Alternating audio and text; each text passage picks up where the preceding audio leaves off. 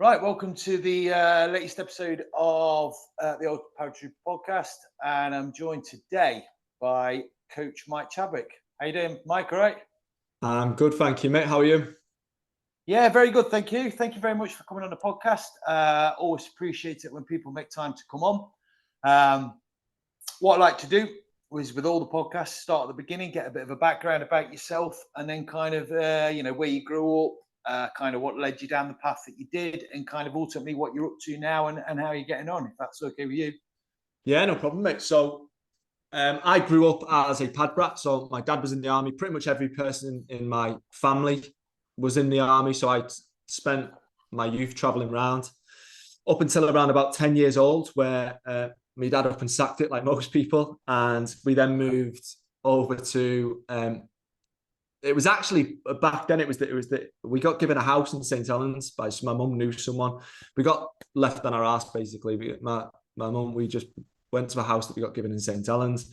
We moved around there, but we stayed in around the St. Helens period just throughout my high school years. Moved into various houses wherever anyone would take us, and that was my upbringing really. So spent the first 10 years pretty much all over the world, every couple of years moving. And then the following 6 years was in one place, but moving just as many houses, but in around the same area.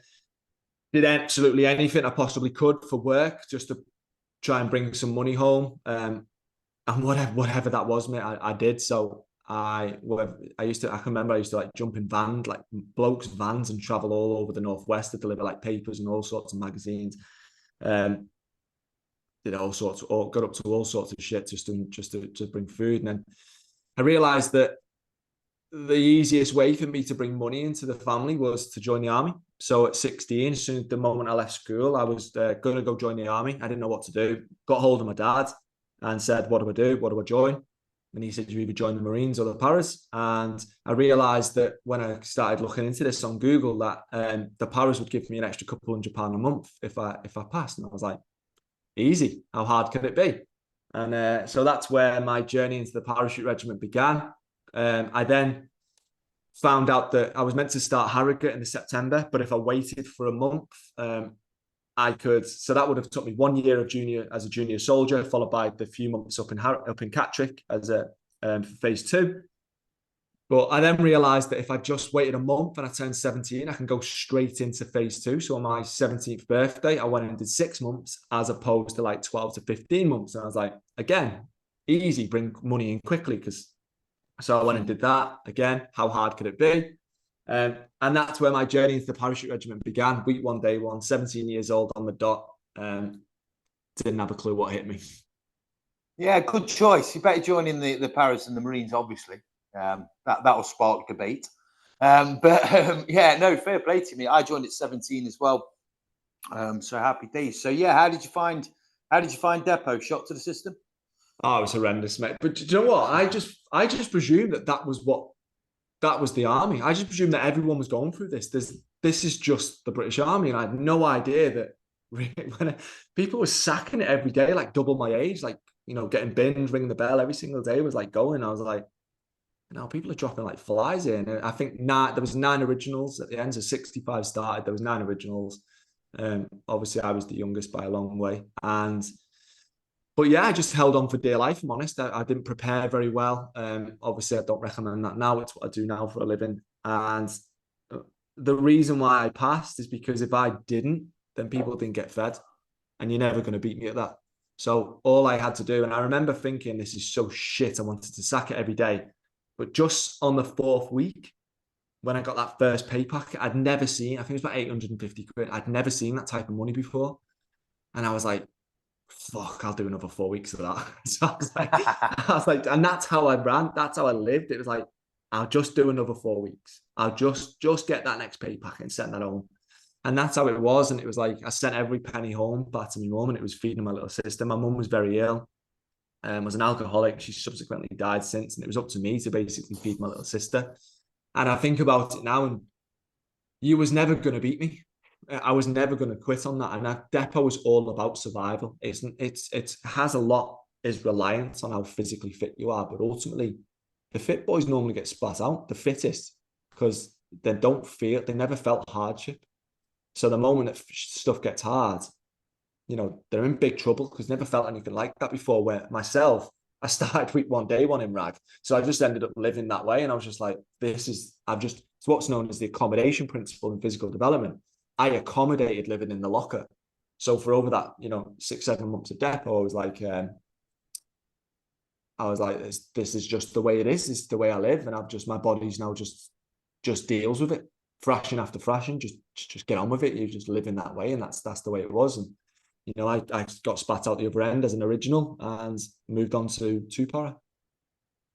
Yeah, happy days. I think, look, Depo's hard. There's no doubt about it. You can prepare, you can't prepare. It's hard regardless. Obviously, the more you prepare, the fit you are when you get there. Obviously, that's good. There's arguments for and against saying that someone's in their early 20s might find it a little bit easier than someone that's 17 because you're not fully developed at 17, are you? But it's hard. But like you said, the greatest incentive you had there is you were putting food on the table. So surely, like you say, you broke it down into sections and you cracked on because people weren't getting fed. They were relying on the money that you were probably sending back and stuff. So yeah, I can understand that, how it's kind of that would have pushed you through, definitely. So yeah, you got to 2-para, straight to 2-para. Any tours and stuff that you went on straight away? Obviously, you were in battalion for a little bit before that. Yeah, so at 17, what I didn't account for is the following. So when I went to, I'm now 17 and 6 months on the dot. So when I first went to battalion, April 2008, passed out. Every single bloke from our battalion deployed. So as I'm coming in, we're basically, blokes are getting deployed straight to Afghan and Herrick 8. So when we got into the stores, it was like, well, I think it was like 5 of us went to 2-para, and there's like, right, there's all your desert kits. I got issued all the kits if I was going to Afghan. I was like, oh, all right, this is happening straight away. And then it was like, oh, who's Private Chadwick? And I was like, me. And he was like, there's your 2s. And I was like, all right. So I didn't know what that meant. And so basically everyone went out on the bus. It was like, you're too young to go. So my job back then was I was part of the repat and funeral teams. So for 6 months, 17, my first job was basically carrying the blokes off the planes and burying them. And it was fucking horrendous, mate, if I'm honest with you. It was the worst period of my life. And it was all to do with, you know, I didn't felt like I earned the right to carry the boys. And it stuck with me for a long time. And I was like, it just fueled the fire that I had to get out to Afghan. So obviously we then deployed a year and a half later back to Afghan. So I got that done. But it was like, for that 6 months, mate, it was horrendous. It was just like meeting the families, you know, at the funerals and stuff like that. And then, you know, and I've spoke to some of them since, and it was that was probably the toughest period of my life. And, you know, I'd carrying the boys and then explain to the families that I don't actually know them, and I just didn't fit. It just didn't sit easy with me. I was a young. Don't get me wrong, I matured instantly. So 6 months of Depo and 6 months of that. You know, by the time I turned 18, I was a fucking grown man. And you know, it was a really, really tough period of my life. And yeah, so that was one of the hardest part about the whole reg. Depo was nothing compared to that from the psychological stuff and side of that. It was just ruthless. I just didn't feel right. It didn't sit easy with me, but I had to do it. And everything I've ever done, and everything I've ever done since, I had to do it to the best of my ability. So I went all in on it and made sure that I was the best that I possibly could be. And yeah, they thought it was that shit. They ended up sending me on the on the stuff that we do after Afghan, you know, like the it's not the pothole stuff, but you know, when you go after Afghan, you go over to Cyprus for a couple of days. They sent me over like to a that decompression period. Decompression, that's the word, yeah. So I went over to that to see the boys, and I was just like, fucking hell. And yeah, so it was a tough period. My first 6 months in the time was an absolute shock to the system. But all I could think, as well as inside and outside of that, is that these boys are going to come back technically gifted. They're living in that technical and tactical aspect of a soldier. Didn't frame it back then as how I frame it now, but I was thinking when they come back, they're going to be all over it. I need to ensure that I'm the best. So I was like learning, I was studying, I was like literally, so when they come back, I was like, I'm going to get thrashed into my life. I know I'm going to get treated like an absolute beak. I know it's going to be horrendous for me again. But you know what? the blokes were fucking so good to me. The other like anyone who got passed out after that who didn't go, and obviously they got treated like they got absolutely horrendous treatment. But I actually was all right, to be fair. I got some shit. Do you know what I mean? I was like the barman. I was fucking getting treated like I wasn't allowed out. Did every single job, but I just ensured that I was like, and it should do it now, and hopefully it's the same now. I've not been to battalion obviously for a few years now, but hopefully it's the same where the new bloke turns up and he's like, I will fucking prove my worth here. I will go all in on everything, every job that's going on. I'm the first to do it. I will do absolutely everything to the best of my ability. When we go down the range, I'm going to be the best at doing it. I don't care how long you've been in. Watch this. And that's all I could think in my head is I want to be the very, very, very, very best. And that's all I could think of is just to ensure that I got left alone was to be that. So it started out as that, and it's always been that way. Yeah, it's a difficult one. I can't understand the logic with that. I'm hoping that they've probably rethought that, because you're sending a young 17-year-old, like you say, I know you've been through Depo and you've earned the right to be there, but there's a young 17-year-old, put straight on that sort of job, that role. It's not necessarily the best kind of logic, in my opinion. I don't know what your thoughts are. No one else to do it, mate. That's the only thing I can think of. There was no one else to do it. Right. There's a job to be done. And I was like, well, I'm going to do it to the best of my ability. If it's shit, I hated it every single second of it. But if that's what's got to be done, then, I'll do it to the best of my ability. No fair fucks to you, pal. That's kind of like a really good mindset to have. Like you say, you've got to get stuck in. There's times that in the reg that I'm sure you've encountered, as I did myself, when you've just got to knuckle down and crack on with it. And that's part and parcel, isn't it? But yeah, so obviously you didn't get out on that Afghan tour. You went out on the subsequent tour after that. How did you find that? Was it a kind of kinetic tour? I'm assuming it would have been with most of the Afghan tours. Yeah, it was decent, mate. I built up such a huge want to get out there and go and do it. So yeah, by the time I went out there, I think I was 19, and I'd done so much before that anyway. Whether that's going overseas and all the exercise and the carders that I'd done prior, so I was ready for it. Do you know what I mean? All I wanted to do was just get out there and get it done. And we had some fun. So yeah, it was a good tour. Happy days. So I suppose that leads me on. How long was it before you kind of went started on the route that you're kind of now in? Because obviously you must be into your fitness and stuff, because obviously that's the kind of route that you're into now. So how did that come about, and how did that transition from being like within 2 pounds to? Through mishap and misfortune, mate. So off the back of the tour, the first thing that happened was I got offered a commission back into the Para Reg off the back of the tour. So I must have done something like some lunatic above must have thought I can do something all right. So for the next 6 months, what I was doing, I was basically going through like the officer stuff, I was shadowing. But during that period, and at the end of it, by the way, I was like, I don't want it. I was like 20 years old at this point. I was like, I just want to be one of the blokes. The blokes got out in the piss, and I was studying some officer mate, writing reports, and I was like, I'm out. All I wanted to do was go back on the piss with the boys, and that's my mindset back then. I just wanted to be one of the blokes. So I turned it down, and then what we was doing was just going through normal daily routine. And one day I was just coming off a run, and I was quite fit. Went to the tour, and I was chatting away, and I just looked down and I started pissing blood. And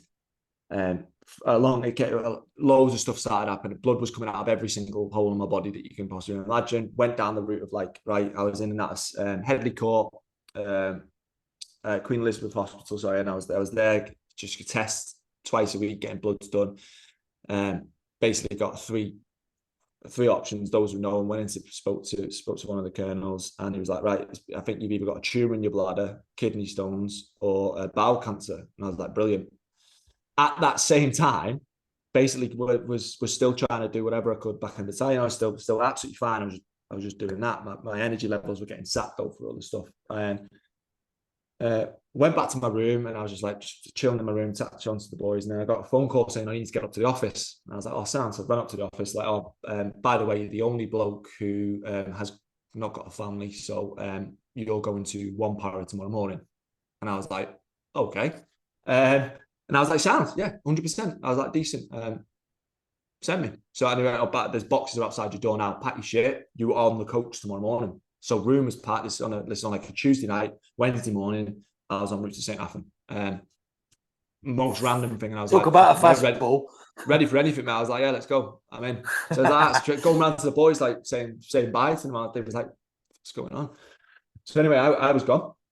I turned up to one para, and I remember his name, Dinger Bell, got the lads out of front. And what happened is all the grabs were going, and he said, but you're all going to support company. We need to take one bloke from support company, which I was in at the time. I was in anti-tanks. He's like, so, Mike, you're the only bloke who can go. So you and these 6 or 7 other grabs are going to go down. I was like, so turned up, Dinger Bell had us all out in front. He was like, right, you're all going to guns. A couple of yous are from mortars. You're going to go to whatever it was. Put your hand up if you don't want to be here. And I was like, I put my hand up. I was like, sir, it's not that I don't want to be here, but you should know that I'm going through this thing at the moment. And at this time, it was basically, you've got bowel cancer. That was the thing that was going on. I was like, at this time, I was like, the potential I've got bowel cancer. She's like, what the fuck have they sent me? And I was like, I apologize. I'm good to go. I can train. I can do everything. But I'll need a car twice a week to go up to Birmingham because I'm doing tests all the time. And he was like, all right, sounds. So anyway, that was so for like the next 6 months, I had a couple of operations and got everything squared. And then I was like, literally sat there and I was like, do you know what? I'm in Raggy. And I was like, I can't do anything. So if I can't do anything, send me back to 2 para. Just so happens that the guy who offered me the commission, who recommended for the commission, now was at 1 para as well. I think he was a Ziad, Australian guy. Went in and seen him, quite pally. And I was like, can you square me away? I said, I don't know if you've ever been to SFSG or 1 para, but everyone's on rotation, so you never see anyone. So if you're not if you skip out the rotation, as I was for 6 weeks, I was in down doing all the rehab stuff, you're out the loop, mate. You don't see anybody. Like, there's no one in the scaffold. You just completely miss out. And I was like, do you know what? My head's going here. Like, send me back to 2 para, so at least I can not do anything with the boys. Yeah. At least I know some people. Because I know 2 para wasn't up so much then. So they was like, yeah, sound, send me back. So that was my. So I spent about 1.5 years in 1 para, most of it. When I did like loads of got loads of lovely kit. When I did loads of nice stuff with them.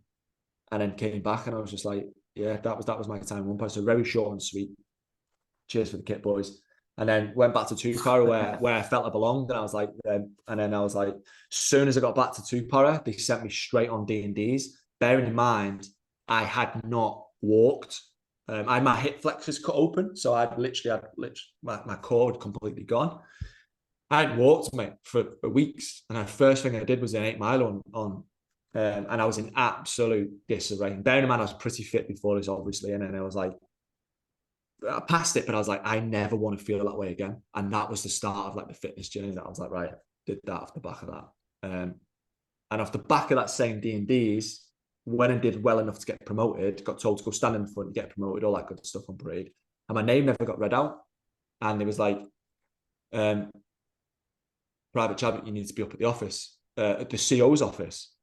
And I was like, oh, for fuck's sake, what have I done now? So anyway, I got dragged into the office, RSM's in there, CO's in there. He's like, right, your name didn't get read out. You have done enough to promote. However, the person writing your report is now on ops back in 1 para. So you haven't got a report that suggests that you are ready for promotion or whatever it states. And I was like, what does that mean? They were like, we fucked up. So what do you want?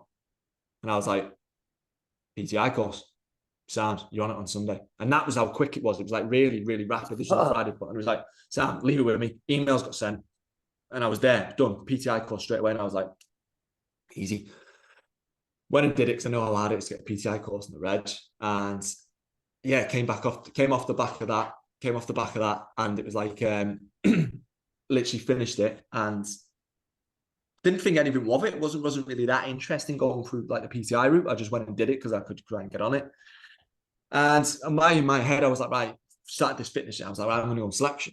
And that was it. And then was aiming to go on the June selection. Went and passed briefing and was signed on. And then I got pulled into the office by a boss one day. He was like, oh, we're going to have to pull you off selection. We need you to be a 2IC in the jungle. And I was like, nah, mate, I ain't happy. I was like, no. Anyway, I kicked off that hard. They sent me up to Chadwick as a PTI. So I fucking went absolutely berserk. I was like, my whole training has been ready for this. And he's like, just go on in January. We just need you. And I was like, and then I was going, and I was like arguing, saying, if you are that desperate for a Lance Jack, we're fucked. We're absolutely fucked. Like, do I really need to be there? And he was like, yo, we 100% need you. And I was like, what is happening here? So anyway, that was that happened. So they sent, I kicked off that. I went fucking berserk, mate. And I kicked off that hard. They sent me up to Catterick. And I thought, right, I'm not sitting still up in Catterick. So I got myself on a degree. And whilst I was up there for 2 years, they basically said, you can't go on selection for a year. You know, I've got people up there. So I was like, right, what I'll do is I literally just on my laptop and I signed up for a degree and that was it. Fell in love with the process. Loved understanding people's bodies and how to manipulate it. And I just ran at it like that. And that's how the PT world came about. Wow, it's kind of, you're right. It's like kind of stumbled into it head first. Everything, and there you go, innit? I know, fair play. So what, you went up to Catterick, was you kind of part of the P company kind of process, or actually as in part of the training, the whole infantry kind of training? So at this stage, I was just a para-reg PTI. There were 6 of us up there, and my job was just got given one of the platoons up there, and I think I had a couple of platoons at the time, and I just looked after them, and I just was running the PT program. It was at that stage that I realised I was running the same PT program that I'd done at this stage, 7 or 8 years earlier, and I was like, oh. And at this time as well, by the way, so I just signed up to a degree. So I didn't tell the army I was in uni, and I didn't tell uni I was in the army. So I signed up for a full-time degree, and that was a fucking bad mistake. So that was like horrendous. So, but what was happening is I was delivering sessions all day, studying all night, and then implementing that theory into practice the following day. So my knowledge and experience was going through the roof at this stage, and that's when I started like manipulating the program slightly, going up to hire people. And I bear in mind, I'm only a screw at this point. So just a corporal at this point. And then PT Corps got wind of it and was like, what I was doing. I ended up getting invited to go and change the CMS, the Common Military Syllabus. So I was helped out with that. CMS 14 at the time is what it was.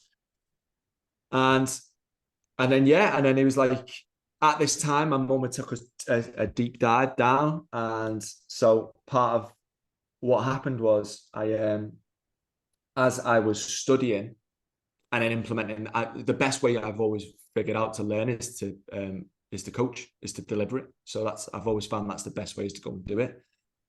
So that's how I was learning. When my mum got seriously ill, she ended up in hospital, and she was, in a coma. So I had to go back home and look after my little sister, who at the time must have been 14 at the time, maybe. And so that was my job. So I was basically, the Reg sent me back for a few months there. But what I started doing is, because I wasn't delivering, I started an Instagram account. And that's where social media came from. So I was teaching via Instagram. That's how I was learning. And that's where the Instagram came about. And I was teaching everything I did. So off the back of that, I was then delivering what I was delivering at Catterick, but basically talking about it online, about what happens to the body, what happens if you don't hydrate, what percent of if you can squat this, what percent does that mean you can tap this? And I was going through all these things. Off the back of the PT course, like, you're going on PT course selection, shit bust. So I went down on PT course selection. I'd spent a few months at home before this. So PT course selection, I've completely forgot I was on it. It's just a week long. It's mainly theories, a bit of phys on there. I can remember thinking, fuck, I'm on this PT course selection on Sunday. I haven't got a clue what kit I need. So I was like, you need a set of mufti. And I was like, what is mufti? Bearing in mind, I've been in this bubble in the Reg, by the way. I had no idea when I went up to Catterick that I could book my own leave. I had no idea. I was in this absolute bubble where I just did exactly what I was told. When I read orders that day, I had nothing external to me. I literally read orders, when did it to the best of my ability, went back to my room, whatever, or went on exercise, whatever it was. I had no idea I could do all this other shit. Like, so I went up to Catterick and all these hats are like, yeah, we do this, we do that. Oh, you get allowance for that, you do that. If you want to go on leave, mate, you just book it. And I was like, what? I was like, this is amazing. And so, yeah. And then, so they're like, I need all this kit list of mufti, which is apparently like grey trousers and black jacket with a para-reg badge and stuff, para-reg tie. And I was like, fuck. So I rang one of the blokes who I knew who just passed PT, or was now in PT Corps. I was like, mate, you're going to have to lend me all this stuff. So I blagged everything, literally turned up.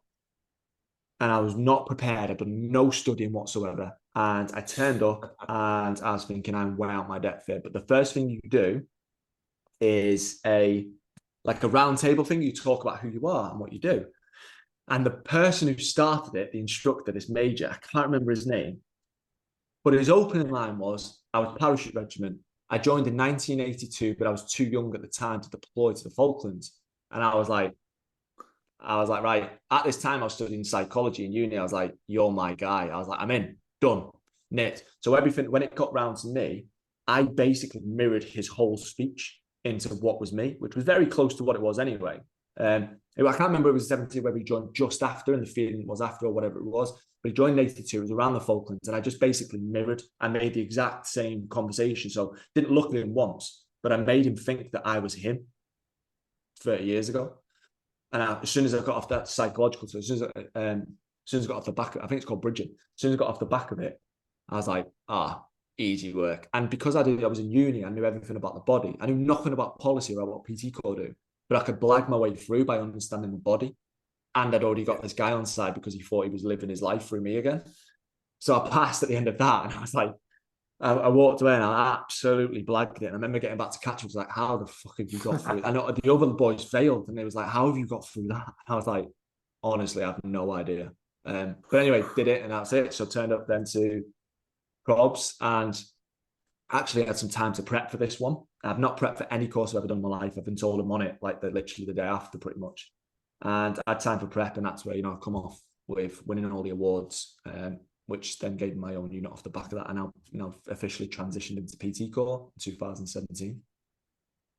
Right, awesome stuff. Yeah, I think again, it sounds like you've definitely kind of stumbled through it and that. But sometimes that's good if you don't get enough time to think about it and worry and whittle about it. Sometimes that kind of can be a better way, depending on how your brain works, can't it? So 100%. I think that's a Reg bloke mentality. Is you just get given the cards you dealt with and you go with it. And I think that's just a life that's that. I've done that with everything I've ever done in life. Podcasts, I never ever studied a podcast, like you mentioned before. I never read up on anything. I don't go back and reread my book that I've got. I don't go back and go through the chapters so I can quote things. I just do it freehand because I think that's the best and rawest and best version of me that you'll get. And I've done that on every course I've ever been on. Yeah, I received some good advice, not good advice, inadvertently, some good advice off someone that I had, a girl called Mandy Hickson, who was one of the first female tornado pilots. Had her on the podcast a few weeks ago. And she was saying the best advice she ever said when she was getting up on stage to deliver a motivational speaking that she does was just be yourself. That was the only advice she got. And I think that is key. Don't pretend to be someone else because you'll come unstuck. Just be who you are, and that kind of works. People like that as well. They like that authenticity, don't they, of you being you. So yeah, no, fair play to you, pal. So talk me through the next process, because I know you've had a massive kind of hand, and that's what I wanted to touch on, because I remember I went through Depo in '97. I'm a big lad. I've always been I came through Depo at about 93 kilos. So at 17, I was big. I've always been big. So, but running, so with me, it was always power edge was right. We're going for a run. Fucking 8 stone, 10 stone platoon commander or whatever he was, racing snake. I'd be hanging out my arse, and I reckon that's why I've got arthritis in my ankles now. I'm fucked, I think, as a result of stuff like that. Not directly linked, other stuff, but do you know what I mean? Not everyone's built. It's horses for courses, isn't it? So how have you adapted and made it more? Because I know you understand you made it a lot more functional and stuff. Is that right? Yeah. So off the back of helping to recreate the CMS back then in Catterick, because I then went on our class 1 course and got top student, I won the other awards on that, but the main one was a top student, which then allowed me to have my own unit. So off the back of that, I think I'm now, how old will I be then? Like 26 years old now, just been promoted to sergeant. I get my own unit, which was the engineers, and it was a pre-deployment training. So when I then went to the engine, I'd just finished my final year of uni as well. I'd done all the diplomas, the other degrees that I had to do for PT Corps. So I had all this knowledge built up. When I got my own unit and started creating programs in and around them, I ended up getting like 100% pass rates in the testing protocol, redesigned every program in and around that. Then I was asked to go and do it across the board for, not just my units, but across the brigade. And won some awards there. But off the back of that, I then got the call to basically say, can you do that and go and do it for AFC Harrogate? Because we need to relook at that. So that's where I then went and up to Harrogate, and helped to change the program and that. It's not called CMS. When we're getting them mixed up, it's called military syllabus. I can't remember what the infantry one was called that I did in 14. Then went and changed the program up in Harrogate, and at the same time, Para Reg came to me and said, "There's there's a pathway, obviously, for junior soldiers to join Para-Reg from AFC. 1 year AFC, then go to Depo. No one's passing. Can you have a look at it for us? And I was starting to become this person who just wrote programs for everyone, and everyone was coming to me from all sorts of angles. But Para-Reg came to me, I was like, 100%, let's see what I can do. They named it Op Achilles. I never named it, I hate the name. But they came to me and said, what can you do? So I wrote this program, redesigned it, completely individualized to the person. So bearing in mind, someone could be 95 kilos, someone could be 70 kilos. But bearing in mind, they're still kids at the stage, they're 16, they're going through what's known as youth physical development. And so the adolescent stage, they're growing at an astronomical rate, their limbs are growing, and they're going through what's known as peak height velocity, peak weight velocity. I'm getting very technical here, but what that basically means is their limbs are growing at an astronomical rate that they can't control. If we load that, it's a recipe for disaster. Those of people who are listening who've got kids at like 16, they're clumsy, they bump into things because they don't know their body in space. We start adding load onto that, which is what we was doing. It's a recipe for disaster. That's why everyone's getting injured at catch because they couldn't withstand the rigors of training. So I individualized training and ended up tripling the parachute regiment pass rate, had an 88.5% peak company pass rate for 16, 17-year-olds. And he was like, right, can you do it for the army? And I was like, oh, okay. So that's where it then transpired. Then I was traveling around the country, upskilling everyone in PT Corps for annual deficit training, talking about the stuff that we've now done. When I did that UKSEA stuff, and we dragged all that in, and that's how it transpired into there. Oh, wow. It sounds like you kind of, once they got wind of it and the success rates, they kind of piled a bit more on your stuff. But obviously, you like that challenge. And obviously, you must get some sort of sense of kind of really achievement out of that because of the pass rates. And I feel that the kind of stopping later injuries with people with the way that you've changed training. Do you know what I mean? Because how many people, when you probably come through Depo, similar to me, it's like shin splints were every 5 minutes, weren't they? Everyone like near enough had shin splints, whether they got back squatted with it or whether they cracked on with it. I know people that have actually had broken legs because the shin splints got that bad. So, you've kind of limited that by changing the program and stuff, Yeah, what we did is for that particular cohort, so the kids, is what we call them, we saw a window of opportunity. So at the same time, remember I used that term, that peak height velocity, peak weight velocity, testosterone levels are going through the roof. For females, it's slightly earlier, but for males, it's pretty much at that period. So as testosterone's going through the roof, I was like, let's just stack the boys. Let's do hypertrophy. Let's build the muscles in around those joints that normally get injured, the knee joint, the ankle joint. Let's make them strong as fuck. So when they get to, and what I did is I made them realize what they was about to go into. So what they didn't realize was how fucking hideous Depo is. It's absolutely horrendous. I made it abundantly clear that, and I treated them like athletes as well. So I spoke to them like athletes. I started treating them like Joe, and I started calling it the secret athlete. So when they came to Op Achilles, they never spoke to anyone in around camp who's going to any other unit about what we do. I made it a club. I made it this little secret knit club. We ate together in the night, so I got them more calories in. So the testosterone is going through the roof. I've got them more calories. We're doing like hypertrophic training every so often. And I remember seeing them at the end when they got the kit getting issued at the end. And they was fucking stood in the gym, and these 16-year-olds were all stacked. And I was like, they're ready to go. So when they turned up, they had a bit of presence about them. They turned up, was like, I'm fucking ready now.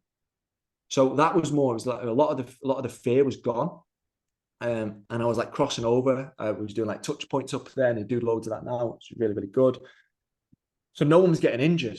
So Depo, going back to it, is about survivability. If I can get you to hit the KO, if I can just get you to hit the numbers, if I can get you strong enough to build your foundation of strength to start training, the instructors, the world-class instructors, the para-reg instructors, they'll mold you into a paratrooper.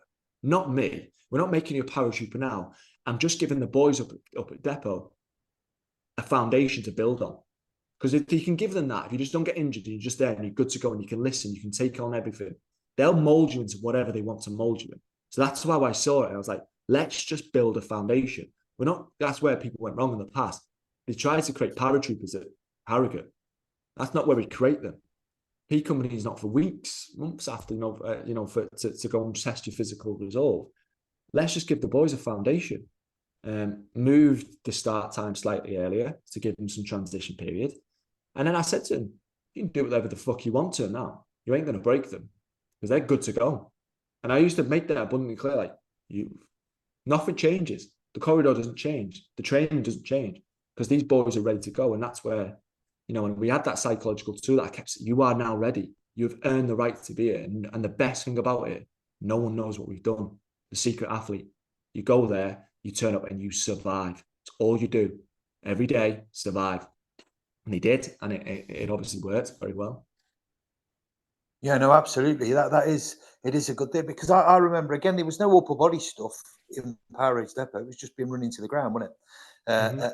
And kind of, like you say, your body's not kind of ready for it. And if you take injury out of the equation, they can concentrate on their basic soldiering skills without the worry of having them niggles. I had niggles from practically week 2 of fucking basic training right up until I got to battalion, and them niggles probably never went away properly because you're constantly on them. And like you say, muscles weren't strong enough even training for power rates. I just used to run 5, 6, 7 mile before I joined, thinking that that's what you needed to do. There were no upper body stuff, so it's a good thing. It's definitely a good thing that now there, because the typical paratrooper used to just be a wiry kind of paratrooper, did it? Because the Royal Marines used to. Well, I think they still are. So built that. Yeah, I think that's still the typical paratrooper, which is, you know, is what you want. And when I talk about strength, that doesn't necessarily mean putting weight on. Strength is just a facet of development whereby you're just stronger and you know, that doesn't necessarily mean you have to be bigger, but stronger is the key, because when it comes to development, when it comes to any sort of tactical and technical, and we coach like UFC athletes and Olympians and Premier League footballers now, we split developments up 4 ways: physiological, psychological, tactical, technical. The tactical and technical side of life for a tactical athlete is soldiering.